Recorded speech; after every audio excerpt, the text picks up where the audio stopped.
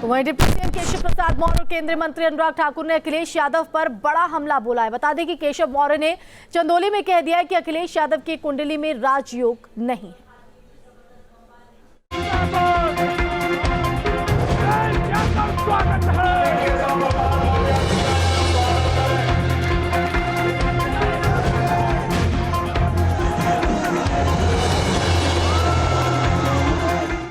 UP में आखिरी चरण का चुनाव प्रचार भले ही थम गया हो, लेकिन सियासी दलों के नेताओं के बीच जुबानी जंग अभी भी जारी है। यूपी की सत्ता किसके हाथ में होगी, इसका पता तो 10 मार्च को ही चलेगा। लेकिन प्रदेश के डिप्टी सीएम केशव मौर्य ने चंदौली में पहले इस बात की भविष्यवाणी कर दी कि अखिलेश यादव की कुंडली में 25 साल तक राजयोग नहीं है।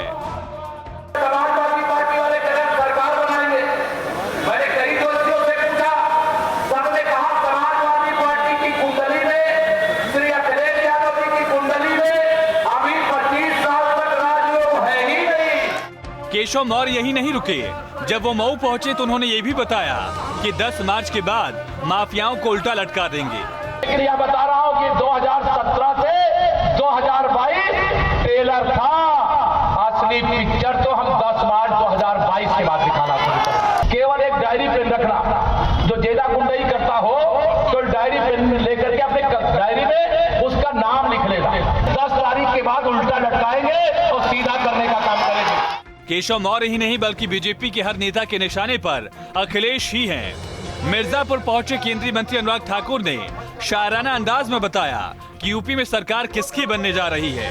यकीन न हो तो सुन लीजिए। देखिए, अखिलेश जी 7 समुंदर पार ही पिछले 5 साल थे। आपदा के समय भी जनता को भय और भ्रम फैला रहे थे और 10 मार्च के बाद यही कहेंगे, वही हवा है वही सपा है, जनता जिनसे खफा है, करना इनको दफा है। 10 मार्च को अखिलेश यादव कहेंगे ईवीएम बहुत बेवफा है और ये जाएंगे भी 7 समुंदर पार ही। इन्होंने 11 तारीख की अपनी टिकट करवा ली है। साइकिल लगी है नुमाइश में, अखिलेश नहीं आएंगे 22 में। सोमवार को यूपी में 7वें चरण का मतदान होना है, जबकि नतीजे 10 मार्च को आएंगे। लेकिन सभी सियासी दल अपने अपने तरीके से बताने से नहीं चूक रहे कि सरकार उनकी ही बनेगी। Team news state. तो चुनाव प्रचार के आखिरी दिन निषाद पार्टी के अध्यक्ष संजय निषाद ने मऊ में जनसभा की। इस दौरान संजय निषाद ने समाजवादी और कांग्रेस पर जमकर निशाना भी साधा। इस पर से वो जालीदार वाले थे और जालीदार वाले जो वो कहते थे सपा हमारा है, बसपा कहती हमारा, कांग्रेस कहती हमारा है। लेकिन वो जालीदार वाले कहते हैं कि सपा बसपा कांग्रेस सब जाली है, हमारा पेट खाली मेरा पैकेट।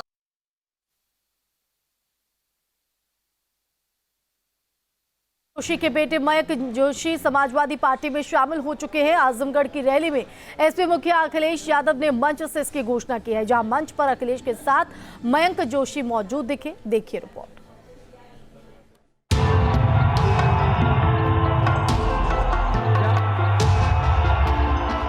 यूपी में विधानसभा चुनाव के आखिरी चरण के प्रचार के लिए जब एसपी मुखिया अखिलेश यादव आजमगढ़ की रैली में मंच से बीजेपी और मोदी योगी पर हमला कर रहे थे, तो उन्होंने प्रचार खत्म होते होते बीजेपी पर एक और विस्फोट कर दिया।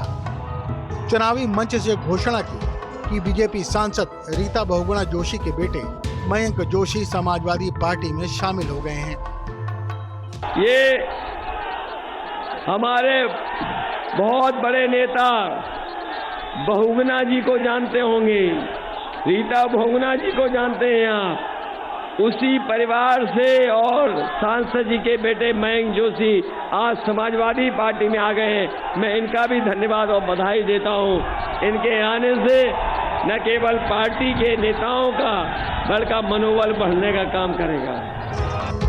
समाजवादी पार्टी भले ही इसे कोई उपलब्धि मान रही हो, लेकिन बीजेपी के लिए इसमें चौंकने जैसा कुछ नहीं था।